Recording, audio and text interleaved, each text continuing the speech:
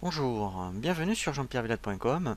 J'ai le plaisir de vous présenter une nouvelle formation vidéo sur comment comprendre un solde intermédiaire de gestion ou qu'on appelle également SIG. Cette formation vient après donc la formation vidéo sur le compte de résultat où on a vraiment appris à interpréter un compte de résultat, mais ce qui est vraiment intéressant ensuite, c'est vraiment, je dirais, de savoir lire ce qu'on appelle un SIG, parce que en fait, c'est un compte de résultat retraité, mais avec des indicateurs qui sont beaucoup plus précis, je dirais, pour votre entreprise, qui va vraiment vous permettre d'analyser certains indicateurs où vous allez voir quels sont les points peut-être à améliorer pour encore augmenter, je dirais, la productivité de votre entreprise.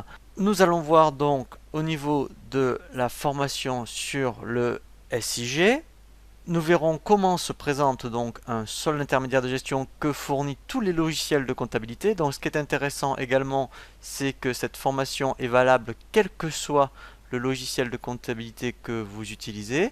Et donc nous verrons les principaux indicateurs que propose un solde intermédiaire de gestion, notamment la marge commerciale, donc si vous êtes une entreprise de négoce, la production de l'entreprise si vous êtes une entreprise industrielle. Suite donc à ces premiers indicateurs, nous verrons la valeur ajoutée qui va déjà vous permettre de voir si, à ce niveau-là, déjà, vous créez ce qu'on appelle de la richesse. Et ensuite, nous verrons un indicateur qui s'appelle l'excédent brut d'exploitation. Et nous terminerons par des indicateurs comme le résultat d'exploitation, le résultat courant avant impôt exceptionnel et le résultat de l'exercice. Donc, qui reprend un petit peu la présentation de ces différents résultats que nous avons vus dans la formation vidéo sur le compte des résultats. Et nous finirons par trois ratios financiers, la CAF, qu'on appelle la capacité d'autofinancement, le fonds de roulement et le besoin en fonds de roulement.